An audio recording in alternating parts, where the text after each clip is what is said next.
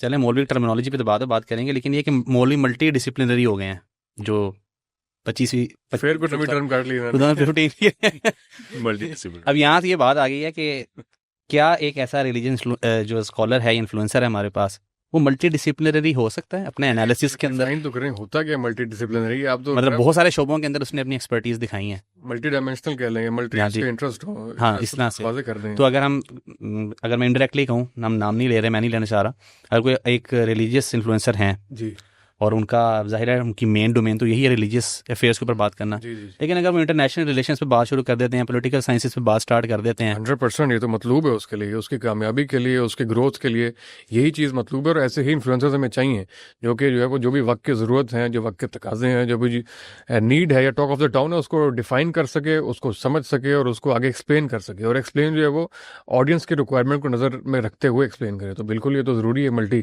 Disciplinary. لیکن audience کی requirement کو دیکھ کے ایکسپلین کرے گا یا رولز اینڈ ریگولیشنز یا جو رولز اینڈ ریگولیشن جو اس کے اندر ہیں وہ تو ہیں، لیکن آڈینس کو سمجھانے کے لیے آڈینس کی ریکوائرمنٹ سمجھنا بہت ضروری ہے. ان کی ٹرمینالوجیز، مطلب جس بات کو وہ ہضم کر سکیں، جس بات کو وہ سمجھ سکیں.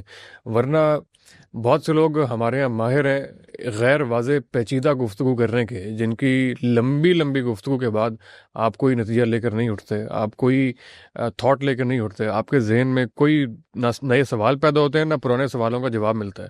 دو چیزیں ہونا بہت ضروری ہیں، یا تو نئے سوال پیدا ہوں جس کے جستجو میں آپ جائیں، یا پھر آپ کو پرانے سوالوں کا جواب ملے. تو یہ آڈینس کی ریکوائرمنٹ، یہ میری مراد تھی اس سے.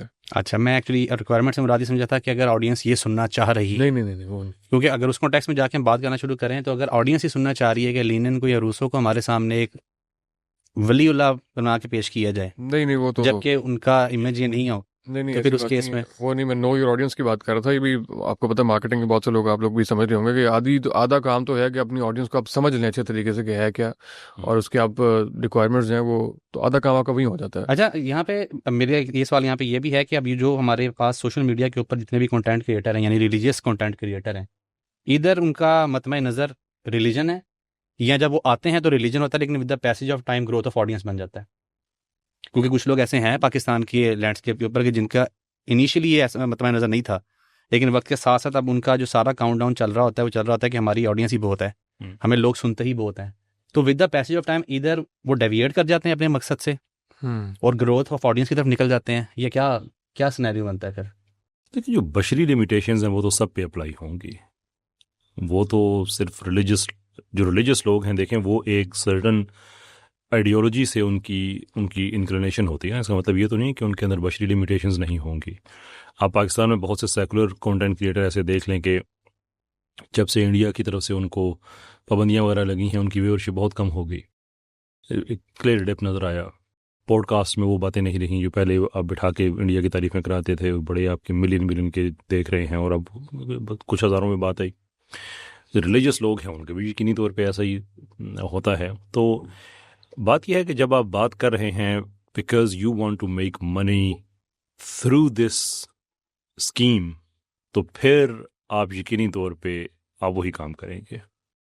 لیکن آئیڈیا یہ ہے کہ میرا ایک کام ہے، ایک آئیڈیالوجی ہے، میں نے اس کو فالو کرنا ہے، اس کو پریزنٹ کرنا ہے، تو پھر آپ اس کو ترجیح دیں گے. کتنے لوگ آپ کے ساتھ کھڑے ہوتے ہیں، کتنے لوگ آپ کو دیکھتے ہیں، کتنے لوگ، تو وہ چیزیں ان کی اہمیت ثانوی رہ جاتی ہے. تو اگر میں آپ سے یہ کہوں کہ نہیں ریلیجس لوگوں میں ٹینڈنسی بالکل نہیں ہے، تو بھائی کیوں نہیں ہے؟ میں کیسے کہہ سکتا ہوں؟ وہ بڑے ہمارے فرام اخلاقی اعتبار سے بات کریں تو انبیاء کے بعد ہمارے پاس جو بہترین گروہ ہے وہ اصحاب کا ہے، لیکن جو منافقین ہیں وہ بھی اصحاب کے اندر ہی ہمیں ملتے تھے.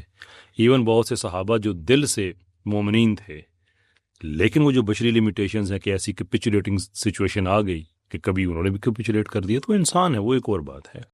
But this is not the case کہ ہم یہ کہیں کہ آپ ریلیجن کے لیے بات چیت شروع کی، لوگ آپ کے ساتھ آگے، پھر آپ نے لوگوں کے لیے کنٹینٹ بنانا شروع کر دیا. I don't think that's a general pattern. Individually of course example مل سکتی ہیں. لیکن پھر ریزن کیا آخر کیا ہے؟ جب کوئی بھی اسکالر یا انفلوئنسر آتے ہیں یوٹیوب وغیرہ پہ یا کسی اور پلیٹ فارم پہ، انیشلی ہمیں بہت زیادہ ان کا گراف رائز ہوتا ہوا نظر آتا ہے، لیکن with the passage of time اس میں ڈپ آ جاتی ہے، اور بڑی انٹینس قسم کی ڈپ آئی ہے. ریلیجس انفلوئنسرز میں مختلف وجوہات ہو سکتی ہیں، ہر ایک کی مختلف ہو سکتی ہیں. بہت سے لوگوں کی اس میں ریلیجس اور اس کی نہیں بحث میں نہیں جا رہا. کوئی بھی انفلوئنسر ہو، وہ اسٹارٹ میں اپنی جو بھی نیش لے کر آتا ہے، جو بھی وہ منجن بیچنے کے لیے آتا ہے، اسٹارٹ میں اس نے وہ دیا بعد میں اپنے اس سے وہ ہٹ گیا، یا بعد میں جو ہے وہ کسی اور کے اوپر چلا گیا، یا پھر جس وجہ سے آڈینس نے اس کو فالو کرنا سٹارٹ کیا تھا اس نے اس سے روگردانی کر لی. بہت ساری ڈفرینٹ وجوہات. انڈیا کا بین ہو سکتا ہے، تو ہر ایک یہ ویری کرتا ہے. میرے خیال سے یہ کوئی اتنا بڑا ایشو نہیں ہے. یہ سوشل میڈیا کے اندر جو ہے وہ بڑا نارمل ہے.